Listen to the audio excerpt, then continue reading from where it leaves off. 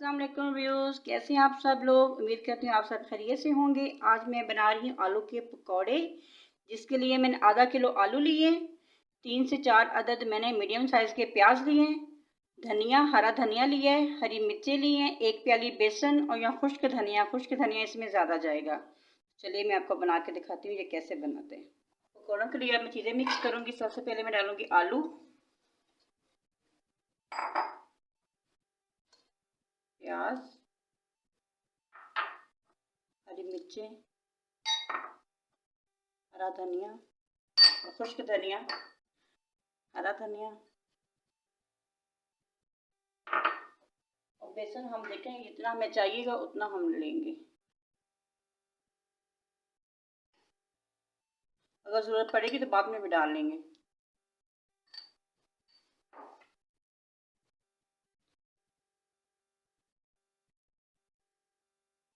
Two teaspoon सुरख मिर्च,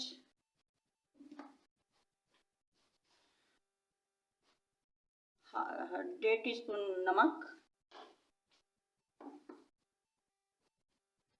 इसको अच्छी तरह मिक्स कर लेंगे हाथ की मदद से ऐसे। इसमें पानी ज़्यादा नहीं डालना, थोड़ा थोड़ा करके पानी डालना है। ज़्यादा पानी हो जाएगा तो ये ढीले हो जाएंगे ऐसे।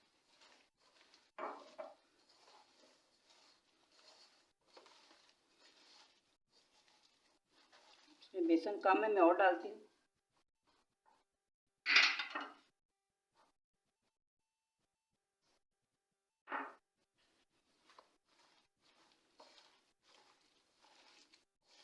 ये देखिए, अच्छी तरह ये मिक्स करने, नमक मिर्च इसकी अच्छी तरह मिक्स हो जाए।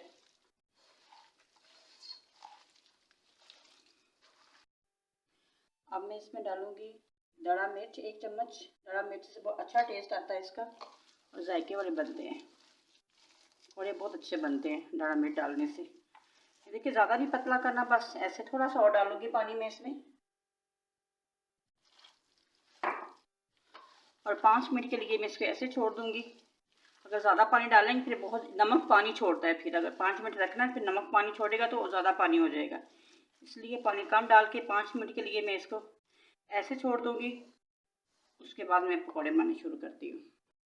ये देखिए मैंने कढ़ाई में ऑयल गर्म कर लिया है और याद रखें जब भी आप पकौड़े डालने से पहले कढ़ाई में थोड़ा सा नमक ऐसे डाल लें चुटकी से, फिर पकौड़े चिपकेंगे नहीं। अगर तो नॉन स्टिक कढ़ाई है फिर तो नहीं चिपकेंगे, अगर ऐसी कढ़ाई है तो हो सकता है कि आप पकौड़े चिपके, नमक डालने से चिपकेंगे नहीं।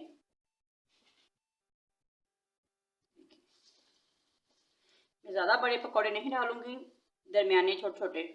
ज़्यादा बड़े डालेंगे तो अंदर से कच्चे रह जाएंगे। और फुल आंच नहीं अभी करनी, अभी हल्की आंच पे मैं डालूंगी, उसके बाद फिर मैं मीडियम आंच कर दूंगी। अगर तेज़ आंच करेंगे तो अंदर से कच्चे रह जाएंगे, ऊपर से जल जाएंगे। तो मीडियम आंच पे बनाएंगे तो अंदर से भी अच्छी तरह पक जाएंगे। ये देखिए ये बहुत अच्छी और क्रिस्पी बन के तैयार होते हैं।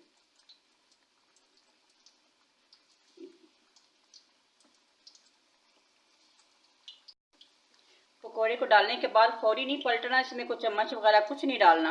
एक आधे घंटे मिनट के बाद जब ये पकने लग जाए थोड़े से, तो फिर इसको ऐसे चम्मच की मदद से ऐसे हिला देंगे। ये देखिए कोई पकौड़ा नहीं साथ चिपका। ये देखिए बहुत अच्छे और मज़े के बन के तैयार होंगे।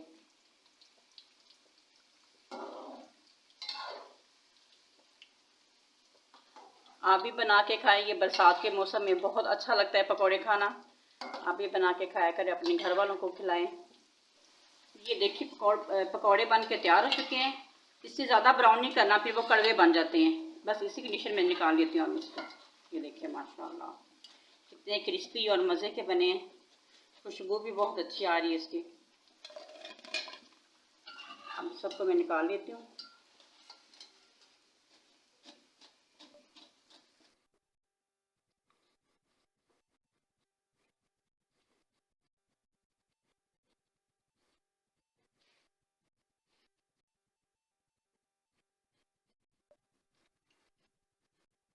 ये देखिए ऊपर से क्रिस्पी बने, अंदर से कितने सॉफ्ट बने हैं माशाल्लाह, बहुत अच्छे बन के तैयार हुए हैं।